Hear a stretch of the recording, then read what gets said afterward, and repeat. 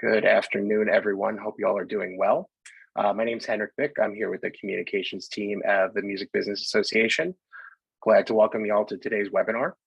We're excited to have Verifi Media hosting us today, but before we have them jump on, I just have a couple of housekeeping notes for you all. We're going to be taking questions at the end of the presentation today, so if you have any questions for our panelists, be sure to use the dedicated Q&A box on your Zoom dashboard. To connect with one another during the session, be sure to change your chat settings to all, so you're speaking to not just the panelists and myself. And also during the presentation, there'll be a couple of times for audience input, so feel free to drop your answers to those questions from our presenters in the chat for that as well. And again, any questions that you have that you'd like to see answered, you can use the Q&A box for during the presentation. This is our last webinar until May. There's announcements coming up on a couple of other sessions that we'll have before the start of the summer. But that means this is our last webinar before MusicBiz 2022, our grand return to the JW Marriott Nashville, May 9th to the 12th, for 4 days of celebrating all the reasons why our industry is better together. Our latest announcement for the event, in case you missed it, we shared the names of our finalists for the first ever Busy Awards. Very exciting. From within our member community, we received nominations of folks who are doing good work to try to advance the industry, either from a commerce standpoint or from a working condition standpoint, to make sure that folks are welcome, included, and safe in our industry as well. And we're thrilled to be, we're thrilled with all of the folks who were nominated. Congratulations to everyone who was considered. And we look forward to sharing the finalists and award recipients at our dinner on Wednesday, May 11th. Also in that announcement, we're excited to share that we are going to see exclusive performances from the Song Suffragettes based in Nashville during the awards dinner as well. So look for more information on MusicBiz 2022 at our website, musicbiz.org, or on the dedicated event website, musicbiz2022.com. That's your repository for all of our 4-day agenda, our speaker listings, registration information, COVID-19 policies, and more. So you know, their rooms for the JW Marriott are booked. For our room block, we are working to secure outside booking for the event and should have information on that to you in the coming days. As with all things, you can find information on our upcoming webinars. We recently relaunched the Future of What podcast with our president, Portia Saban. She just interviewed Colleen Theus and Richard Goderer of The Orchard on their 25th anniversary. Keeping Tempo articles, member news, all of that can be found on our website, musicbiz.org, or by following us on socials, MusicBizAssoc on Facebook, Twitter, Instagram, and LinkedIn. And now, I don't want to waste any more of your time. Please welcome Chloe Johnson, the Chief Client Officer of Verifi Media. She'll be leading today's session. Take it away, Chloe. Hello, and thank you, Henrik, and thank you, MusicBiz, for hosting us today. We have an excellent program lined up for viewers, exploring insights and ideas for creating a better connected publishing to recording supply chain for our industry.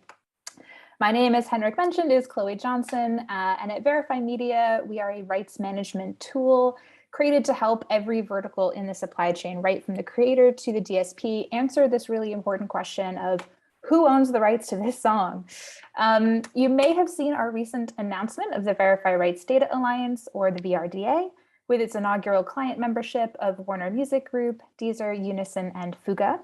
But in addition to creating enterprise-sized solutions for connecting data sets, Verifi is also working on an app for creators, managers, and independent rights holders to manage, collaborate, and share data across the chain. What we've learned at Verifi over the last 2 years is that building cross-party solutions requires dialogue, a willingness to compromise, and an immense amount of knowledge sharing and trust, which is why we are here today. The speakers I brought with me to this webinar are clients and partners that have made Verifi what it is today with their generous time, patience, and expertise. Harmon, Jordy, and Ben have taught me so much over the years, and giving a webinar about finding common ground in our industry just didn't feel right without inviting these incredible colleagues to share that ground.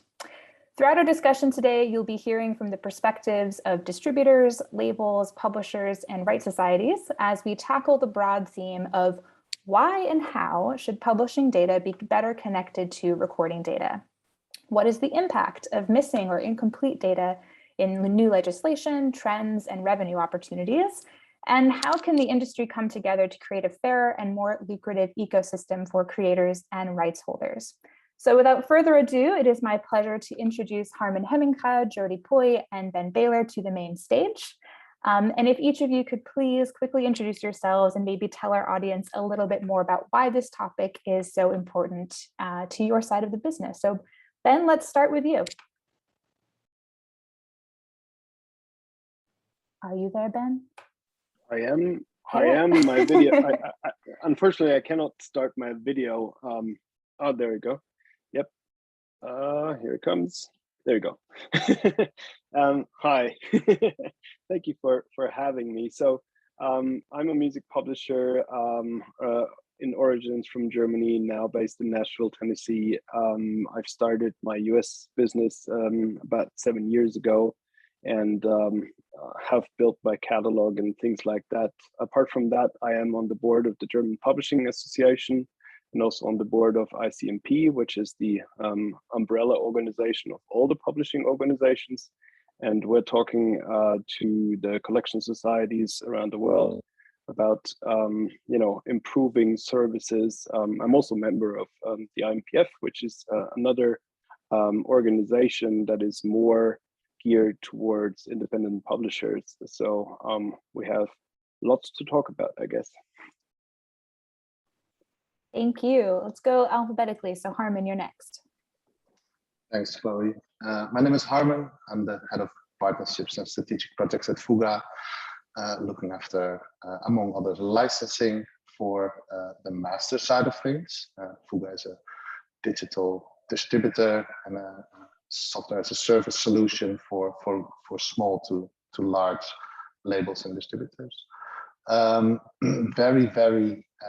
Working very closely with Chloe on the Verifi project and publishing and the matching and management of the different sets of rights, the two sides of the same coin. It's very important for us because we feel it's important to make sure that songwriters and also publishers are remunerated in the most optimal way. We see that there's a lot of differences in the way that's being done between the master side and the work side. And I think we can play an important role into helping fix that issue. Yeah, I guess. Is that it, what you were looking for, Chloe? Yes, thank you, Harman. Jody. Hi, hello. First of all, thank you so much, Music Bees, for having me and Verifi for inviting. I'm Jody. I'm the CEO of Unison. And at Unison, we are a European collection agency and RME, rights management entity, to be more precise. And what we do is we collect and distribute music royalties, public performance and mechanicals. And we are sort of newish. We're not super new, but we're sort of newish, and we were created already in the digital economy and the digital era. And we represent now more than 400 clients from 30 countries, which include writers, publishers, other RMEs and CMOs from different places in the world, and collectively representing more than 40,000 right holders, composers. And yeah, we do multi-territorial licensing for digital, and we do like country by country offline with deals with other societies. Thank you so much. So yeah, I think we're really well positioned as a group to try to have an open discussion about how we might try to connect all of these pieces together. So I'm really excited. Harman, I think I'll start with you, since kind of one of the major challenges, I think, is in connecting recordings back to publishings. How important, from your perspective, is it really that we try to get data as complete as possible from the publishing side before a release? I think that'd be the ideal solution, right? And probably also if all the information was there and all the registrations were done ahead of the release of a single or your album, then we wouldn't be here. The fact of the matter is that it's actually the opposite, and it's weird because if you look at the theory, the work has to exist before you can even record a master. I know that if you're in your DAW and you're doing digital recording immediately of what you're playing on your guitar. You're essentially composing on the fly and making it into a recording. And the same for electronic producers. The composing and the producing and the recording all happens at the same time. And then once an artist, and we see this a lot, has the release ready, and it needs to be distributed obviously on Thursday evening to go live on the Friday for release radar. We always recommend 5 days before release date at least.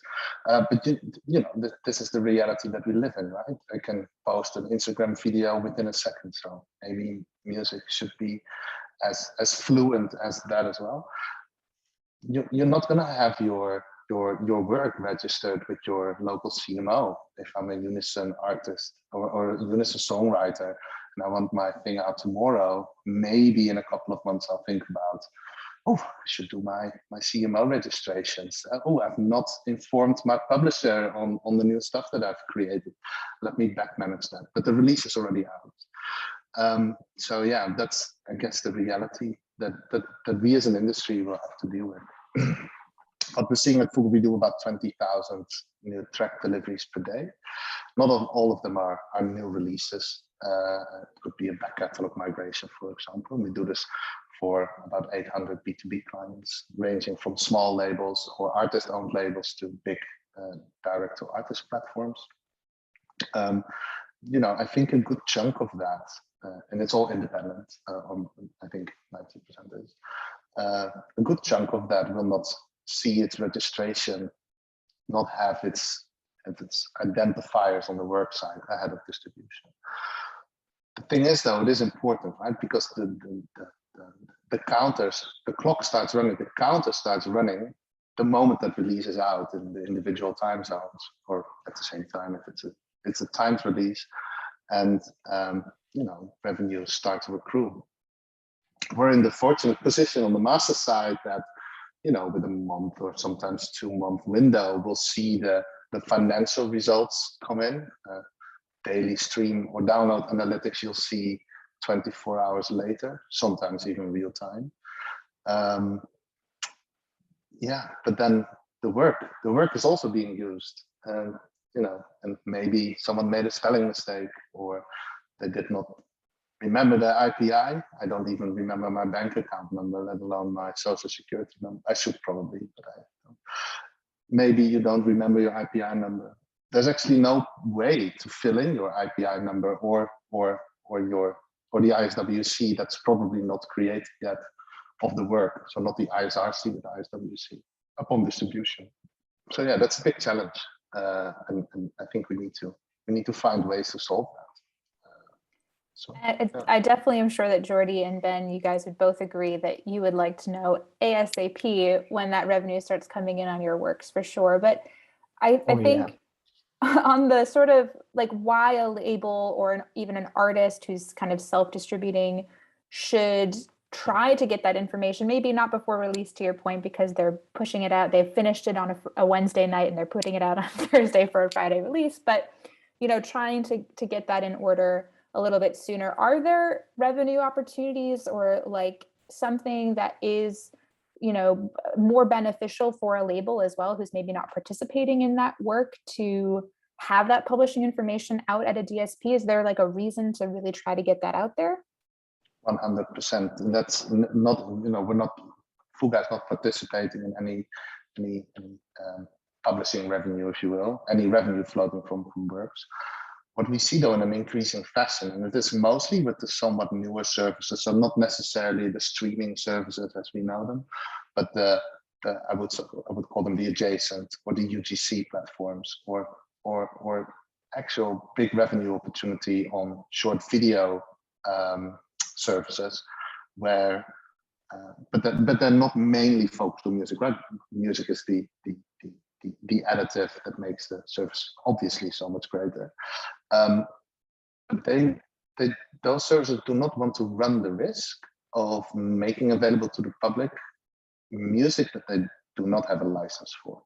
So those services may have a license with Fuga for or our clients if they use it in a SaaS setup. But they may have an agreement with us for the master, but it's not clear if we don't have the publishing information delivered to us by our clients, because that's not clear yet. Did their friend play the bass and therefore also gets a cut? Maybe they didn't even agree on it before release. Unfortunately, that happens.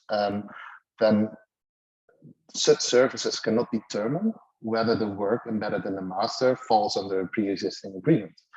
And as they do not want to expose themselves to potential lawsuits, you're making my work available, but you do not have a license with my publishing entity. Those services will choose the safest route and just not make that music available entirely until they can determine that the work embedded in that master falls under a current agreement they have with the publisher or with the publishing administrator, etc. Thus also blocking the master revenue, right? Because that master won't be available to include in your short video. So it won't see usage and therefore it won't see revenue. Now, you probably not necessarily see that on the bigger established streaming services. I know of a couple that used to be a little bit more, I wouldn't say diligent, but would sometimes make works masters unavailable if they could not identify the work in a proper way, or at least the ownership. But definitely on the newer services where there's a huge revenue opportunity, but music is not the main part of that service, yeah, labels and distributors are losing out on money if they don't have the publishing information. And that's not a bad thing in my opinion. I mean, I guess everyone, I'm not sure about the call, but everyone in this panel remembers buying CDs. I could not press CDs if I could not show to Stemra, the mechanical licensing body in the Netherlands, a track list of that CD with all the writers and publishers identified. I would not get a license, could not press my CDs, could not sell, right? That kind of changed the downloads because the copy happened somewhere else. We can all argue about where that went left, where it should have gone right. But yeah, I think going back, not to a very paperwork and super rigid system, but to a system where the label takes co-responsibility for getting that information correctly and then sending it through is important. And I'm not even talking about missed revenue opportunities for independent songwriters. And obviously, Jordi and Ben would like to be able to have breakfast tomorrow. There has to be money on the revenue.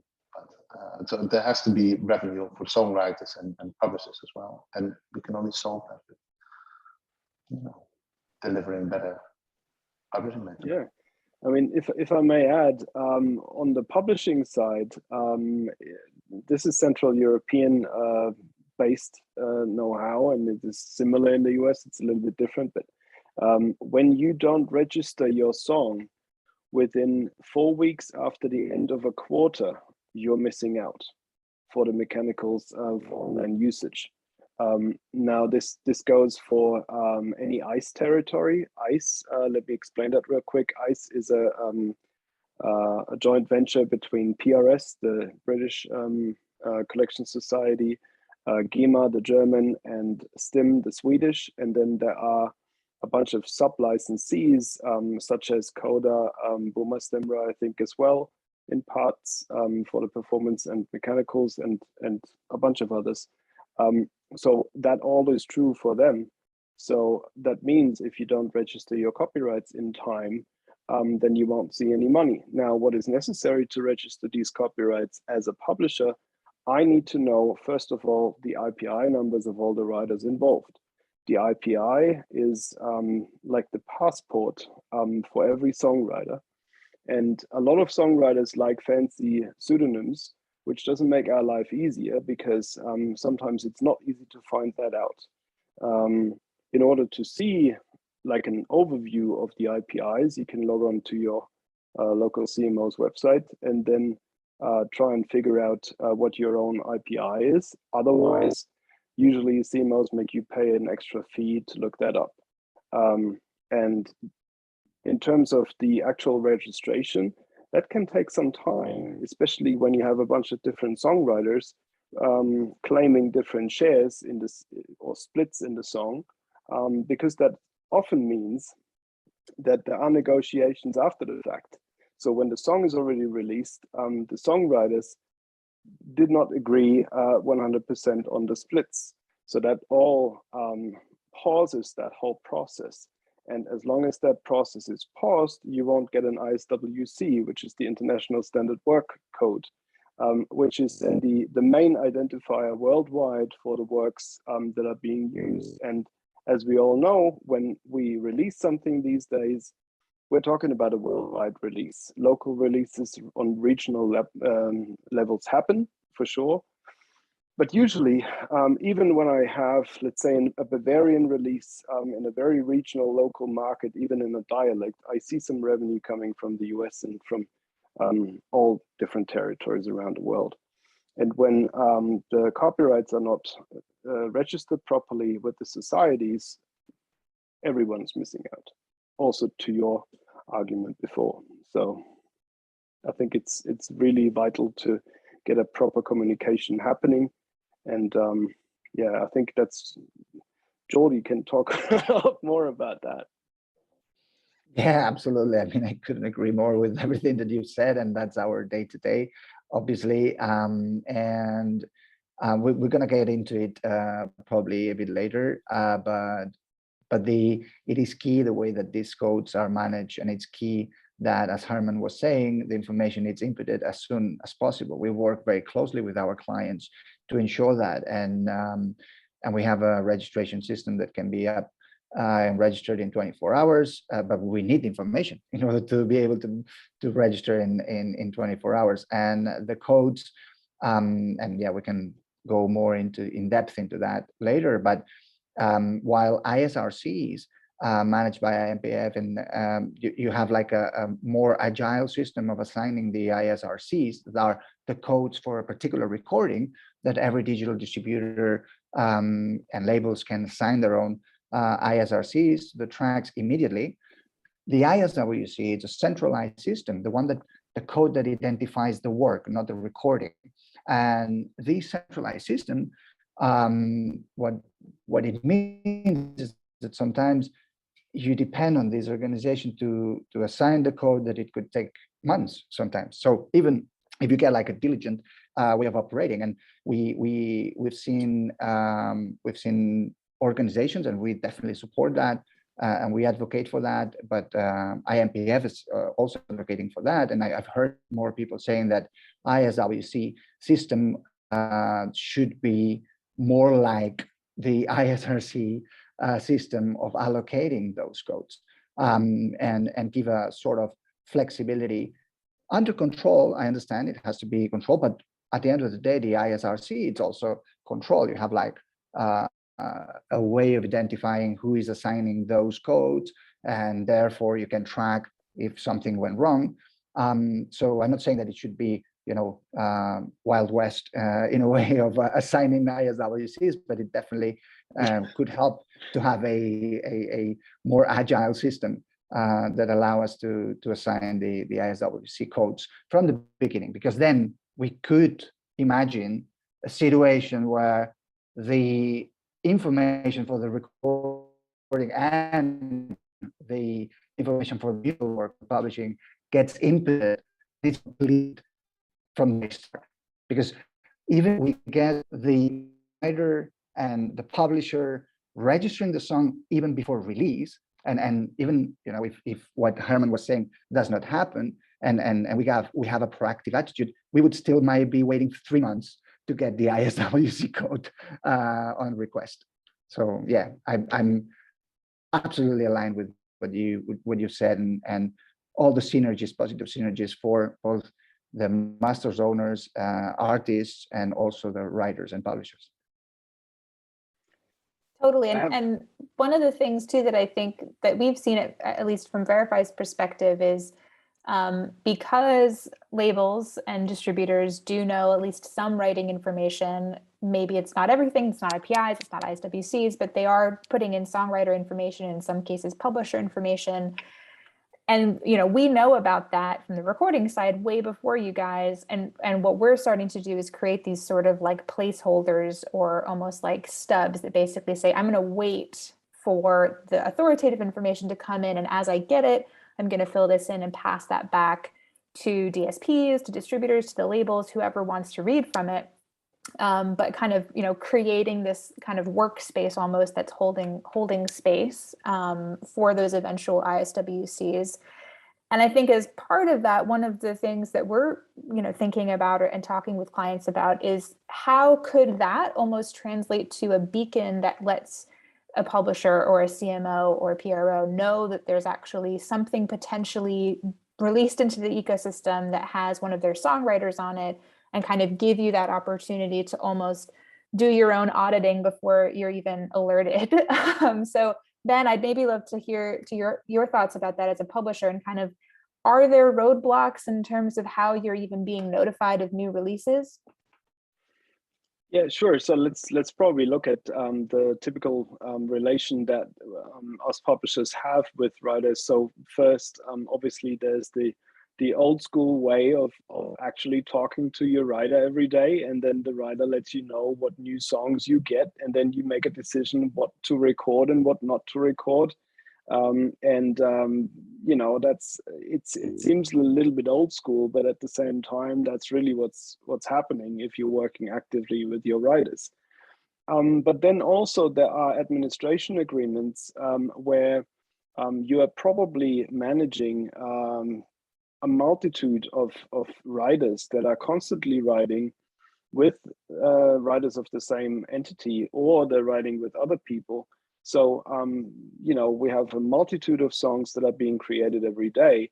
And obviously the ultimate or best solution for us would be to go ahead and register a song the moment it was written. That's the ultimate goal, and that is probably the benchmark. At the same time, it is difficult for the reasons being said before, in particular when you're working in the commercial field of pop, dance, house, and so forth. When a multitude of stems is being sent around, hopefully with watermarks, so you can track what's actually used or not. But then, there are plenty of people working on the same track or on the same stems, and all of these things are happening. And ultimately, you don't know what version will be the last one. Therefore, you also don't know what the actual percentages will be on the end of the song, and that's the reality. So that's the other thing. And as much and as hard as we're working to get cuts with with record companies, and even get songs cut that are being the result of that process that I just explained, we can't know for sure what version will be released. We can't know for sure where it will be released, and all of these things. So there's a multitude of levels that we just can't control. Now, what you were saying would be the ultimate scenario where we get an actual information about the copyrights that are being released worldwide from any label, small or big. And then, we can follow up and actually figure out the splits together with the writers. So obviously this would be the dream scenario, or if it's possible to do that on a technical level, that would, it would make everyone's life much easier. In particular, also, I have to say, the CMO's lives, because they are working very hard and spending a ton of money every day on fixing that situation. And no one has really worked it out yet, because there's a multitude of information that goes in there. And if you look at it from an international standpoint, it gets even more complicated, because then you have probably not only one publisher per writer, but multiple publishers per writer. And then you also have sub-publishers in the particular territories that then also claim the same works. So it ends up a pretty, competitive and also challenging situation to figure this out. A technical solution would definitely help with that. In particular, if it would be songs that are being released and instantly flagged in some way to what needs to be reported properly. It's super interesting. And yeah, Jordi, I guess from a society's perspective, I've definitely heard the kind of analogy if it's this uphill battle of just constantly trying to sift through what is the correct information, what actually is my recording, which of these ISRCs really do match my works, and maybe you can tell us a little bit more about what that challenge is, what that process is, and this like scary word, the black box that people talk about when they kind of think about collection societies or DSPs, is really is kind of describing just there is a lot of stuff, a lot of paperwork we got to get through to figure out who actually is the rights owner before we can make a payment on it, and how can we maybe as an industry help get you that information that you need to do what you need to do. Yeah, sure. I mean, I think that one of the root of the problem of all those problems that we are talking about is that we are operating on pre-digital systems, right? All these codes, all these ways of operating were designed when reality was absolutely different. And now we are facing the struggles of multi-territorial fractioned licensing of all sorts. For example, the IPI system, the IPI code can contemplate that a writer is with different CMOs in different territories. It can also contemplate, for example, different types of rights in different territories. But the IPI system, for example, it's not prepared for some scenarios that are real scenarios, which is a writer that has for one territory and one type of right, certain catalog with one CMO and another catalog, different songs with another one. IPI system cannot support this. Then even the things that IPI system can support, you find collection societies, we found ourselves, because as I said, we were created already in this reality, the multi-territorial fraction licensing, all our systems were designed with this reality, which is, it's not because we are smarter, it's because we were born later and we had to face this from scratch. It's just about that. So not wanting to point the finger at anyone, but there are major societies in the world that, for example, they cannot differentiate within the IPI if someone has the digital rights and other ones have the public performance rights, and we find societies in the world that pay all the money to other societies when part of the money should go to our clients, and we have to follow that. And that's just because their systems do not support it. Then you have ones that do it. And now that I'm going to say something good about someone, I will mention the name. And for example, the Japanese society, Jazz Art, they faced this situation and they came up with a technology solution. So what I want to mean is that it's actually possible to do all these things with the right technology.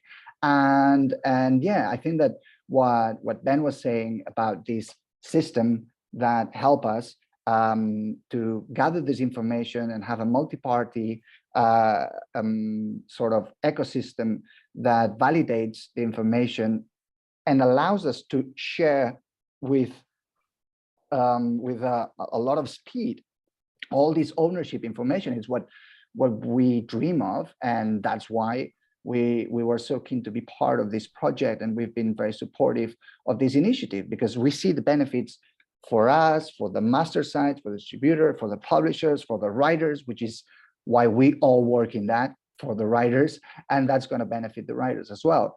And all that goes to why the black boxes exist, again, because it was an old system that could not identify who was the owner of particular musical work in a moment in time, and you had all these conflicts, and obviously we cannot imagine a situation with zero conflict, right? No, okay, that's impossible, but there are technology solutions that would definitely allow us, as we're seeing right now, to much improve that and reduce those black boxes. The black boxes, for those who doesn't know it, the amount of money that traditional collection societies collect, but do not know who they have to give it to or pass it on to, because they don't know who the owner or the representative or the admin of a particular musical work is in a moment in time.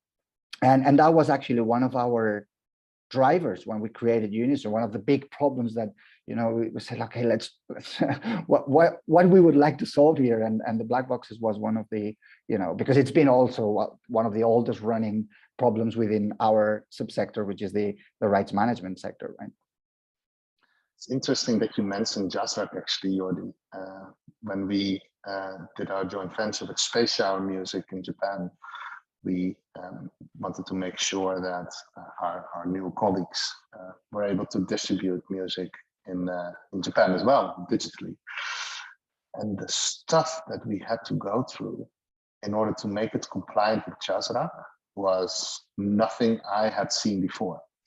There's this society in this, it's the second largest music market in the world, that dictates exactly what labels, and this is not from the publishing perspective, this is from the label perspective, what labels have to do and provide in order to even be allowed to distribute music.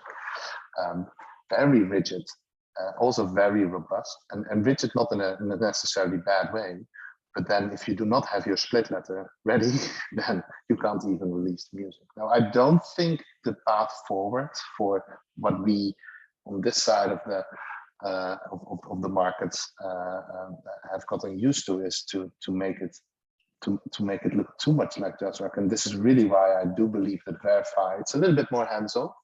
The information is provided and then matched for you.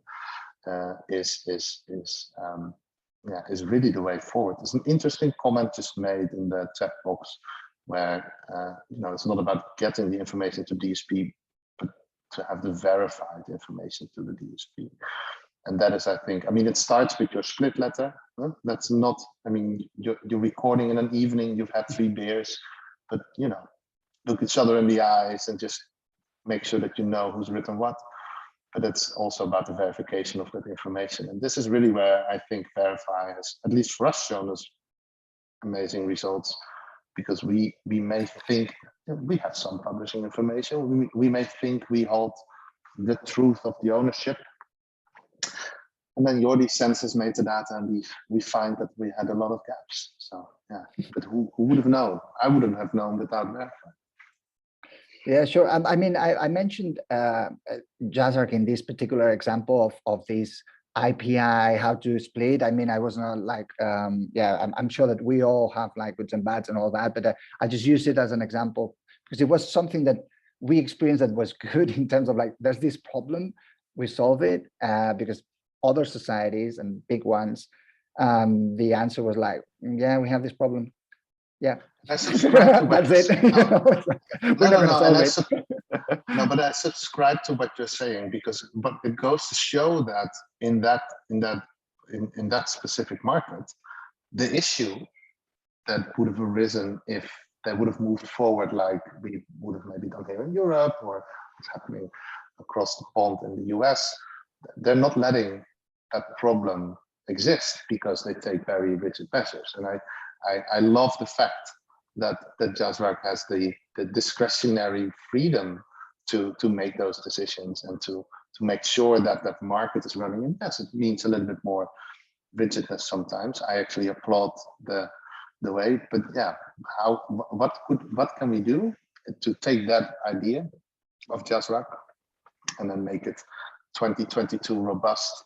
And accommodate, because I do believe that there's a new generation of creators that doesn't want to register ahead of time.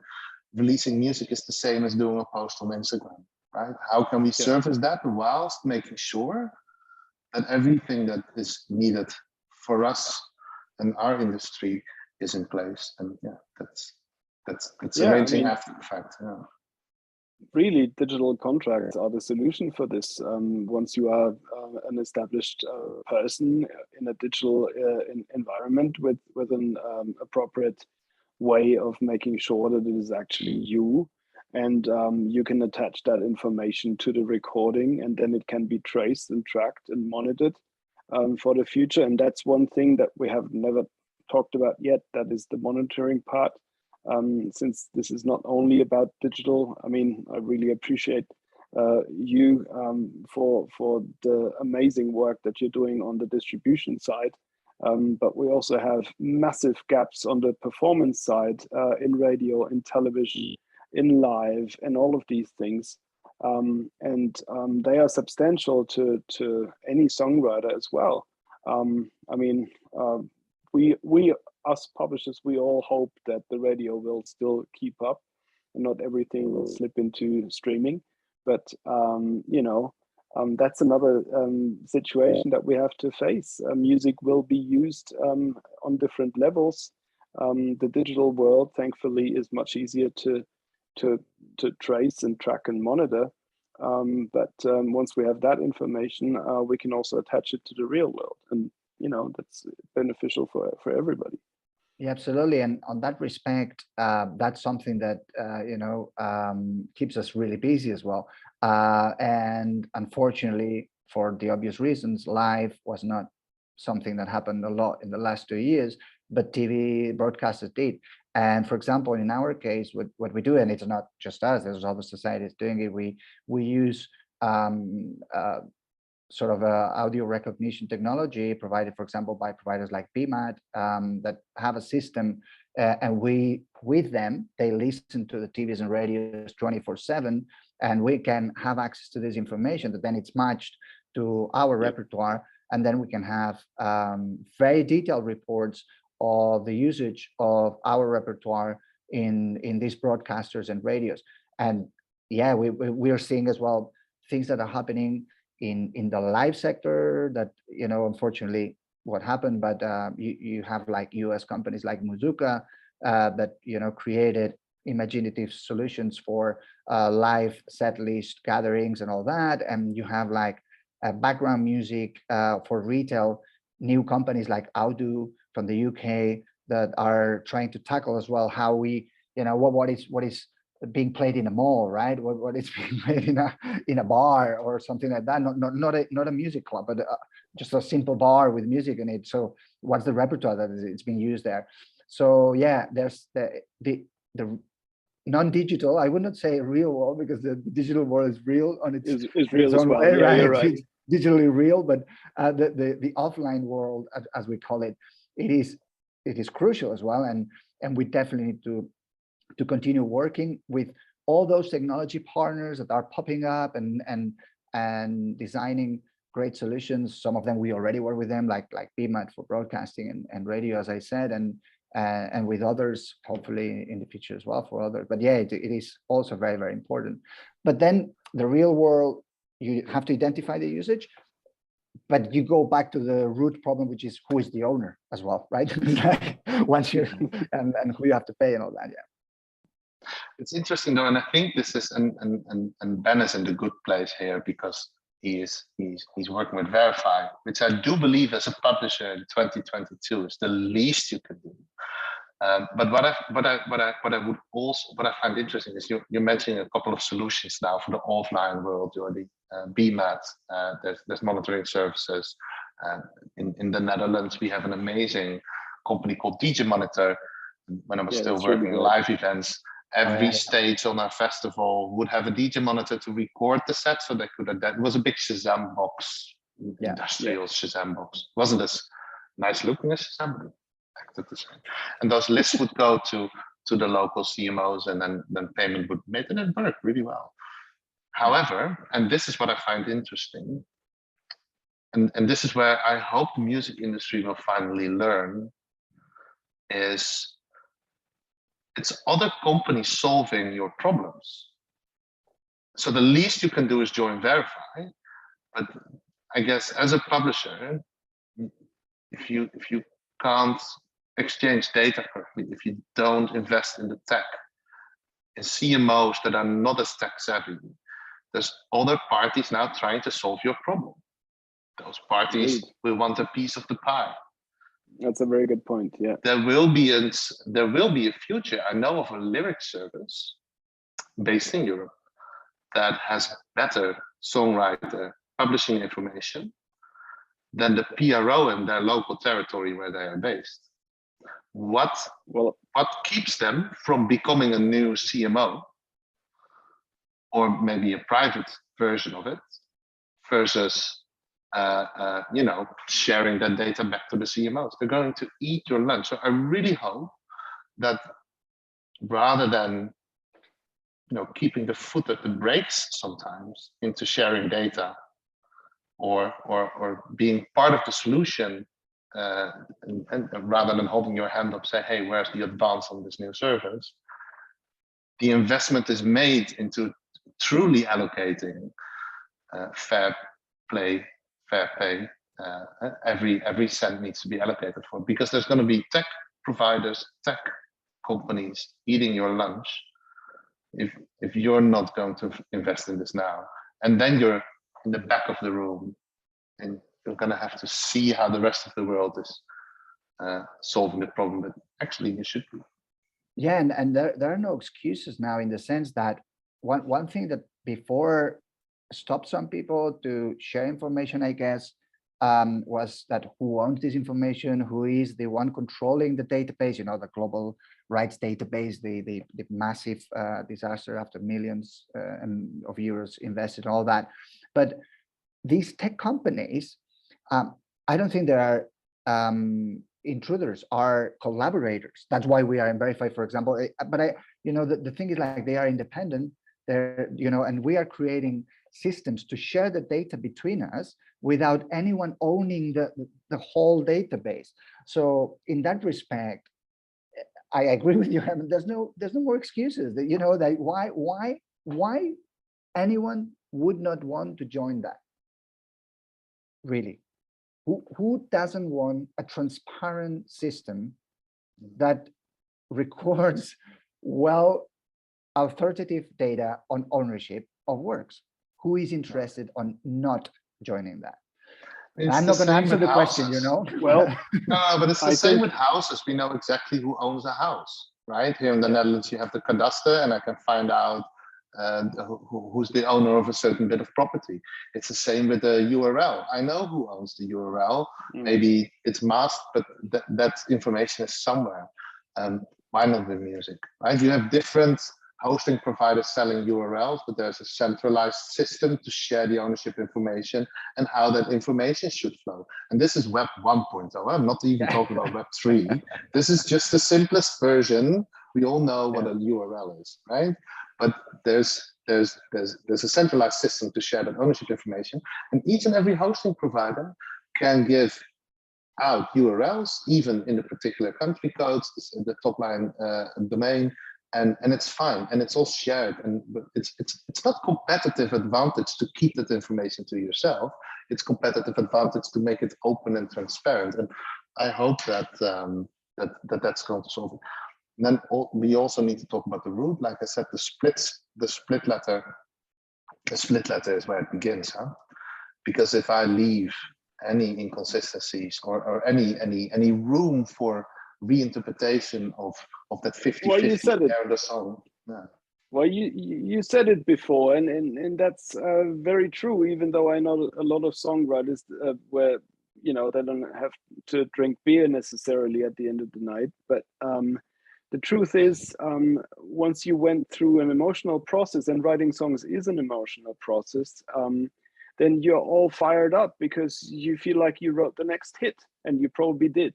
And then you don't want to deal with a piece of paper and filling out a boring form and things like that.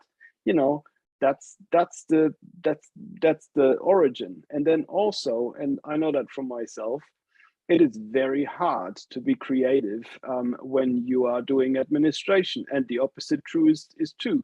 Like when I'm in a creative mode and I'm in a studio and I'm working with artists. And someone throws me an Excel and I need to reformat that or whatever, it screws my brain. That's what it does. And it's not easy to get that flip around. So split sheets are, in my opinion, a great idea in theory, but there needs to be a cool way of doing this. There needs to be a technical solution that doesn't hurt the creative process. I think that's vital. Absolutely. And I'm seeing the time, and we're running up to the end of the session, and I want to make sure that we leave a little room for questions from Already? folks who have written in. I know, my goodness. I could talk to you guys for I hours. hope the audience feels the same. Like, get them off, get the cane. So yeah, if you have a question, you haven't typed it in the chat, please feel free to do that.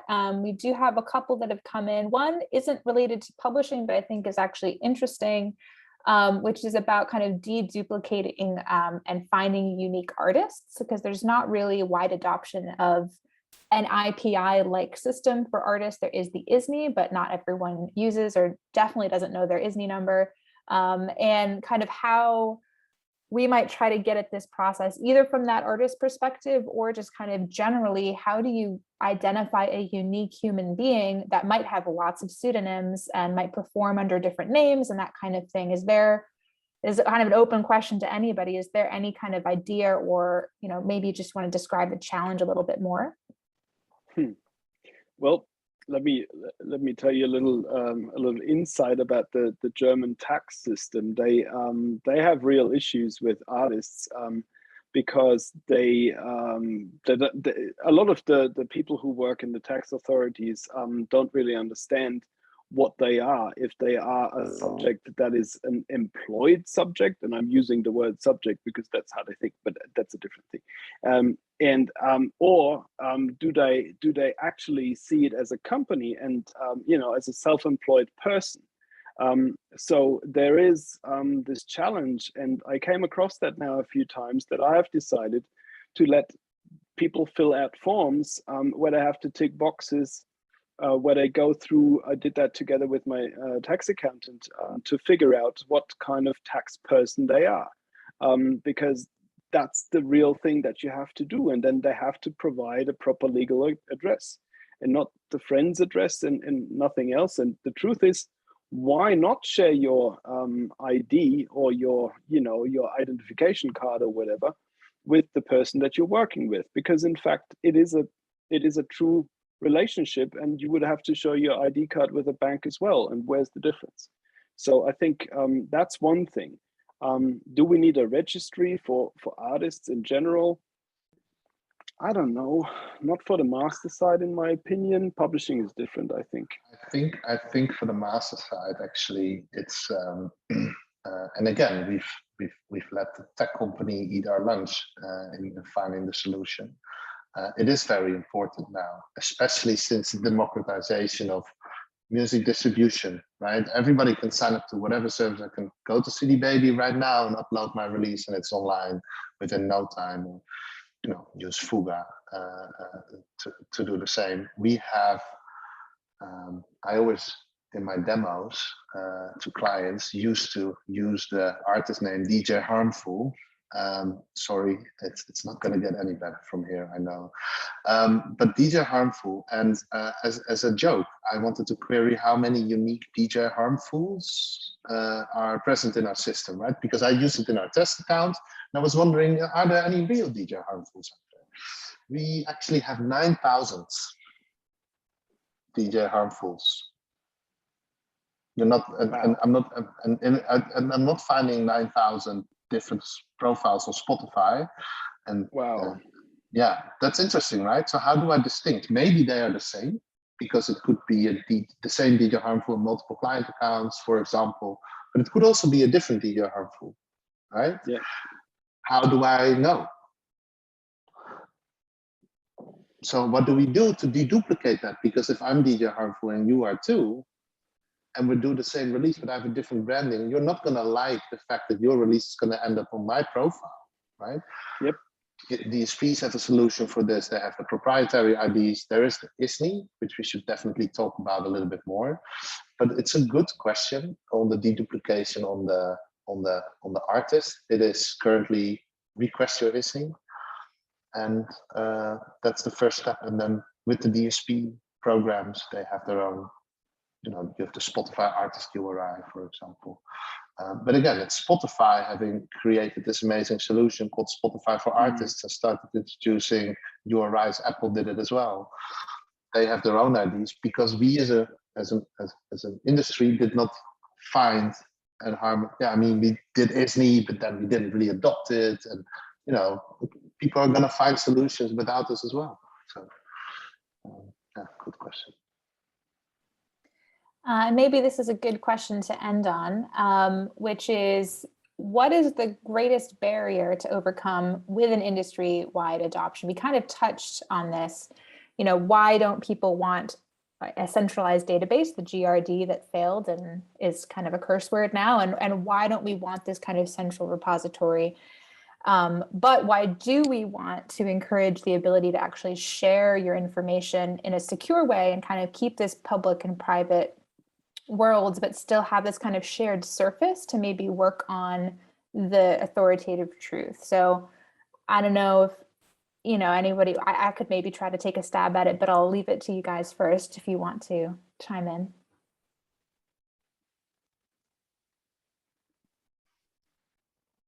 I think you're actually no one wants the ball. Okay, okay. In my opinion, and I think I'll close us off. I think there is this kind of taboo around transparency, and I think there's this fear of being caught out for having bad data or for allocating rights to the wrong person or having, promised a certain level of something and then it's found out that you don't have it. And I think we're kind of getting to this place as an industry, certainly with partners that Verifi is speaking to, where it's becoming more important to kind of own up to where we really are with our data sets and say, yes, I want to improve this and I'm willing to reach across the aisle and shake your hand and we're going to improve this together, and we're just going to move past this weird 25-year period where we had to switch radically from physical copies to digital and nobody really was prepared, kind of status quo, and like, let's draw a line in the sand and really move forward and get this right, because the metaverse is coming and we're all going to be wearing VR headsets and, monging out to whatever. So let's get ready. And I think there's this sense now of, even if I'm not willing and legally able to put all of my data into one place, let's still try to work on it together with what we can share. And let's, find the authoritative owners for recordings, the, territories in which I have the rights to have those recordings played or performed or sold, and really kind of work together as a global industry to overcome this kind of traditional, problem of my data is siloed and I really don't know how to fix it because no one's willing to open up their version of it. And I think co-writing is interesting. We didn't really talk too much about that, but writers are creative people. They're working with anyone that, that they feel creatively inspired to work with, and they're not all going to be signed to the same publisher or the same society. So you're going to have works on recordings that are representative of multiple publishers, multiple societies, different countries, different territories, different genres, different worlds, and trying to get all of that data in sync is impossible if we're not all working together and saying, here's what I know, here's the information about my writer, here's the information about the featured artist that I pulled from this, a little tiny label that I found in Argentina, and isn't she amazing? Like, let's pull her information in. So there's, I think, going to be this explosion of creativity and new works that are created. Short videos are kind of one example that we've mentioned on this call. And this like dire need to work together to try to fix it. So I think the barrier is this fear and this like sense of, I don't know if transparency is going to catch me out, but I also feel really hopeful that we're at this point where people are kind of wanting to, open the doors a little bit into their processes and try to fix this problem. I could not have answered that in any better way, Chloe. That was perfect. Agreed. Yep, you nailed it. Amen. Well, I think we'll end on a high then, and we'll bring today's webinar to a close. But thank you to everybody that tuned in. I will try to answer a few more questions from the chat if I can before we go. But yeah, thank you so much for everybody, and we hope to hear from you all soon. And thank you, Chloe, Ben, Harmon, and Jordy from the Music Biz side for sharing your time, your expertise today. Really great conversations that happened. And thank you all for attending as well and for submitting your own questions for our panelists. Anything that did not get answered today, we'll be sure to pass along to the Verifi team here so that way they can answer that for you on the back end. But really do appreciate everyone taking time out of their day to be here today. And we look forward to welcoming you to both Nashville for Music Biz 2022 and to our next Music Biz webinar. Have a great rest of your afternoon, everyone, and take care. Thanks, guys.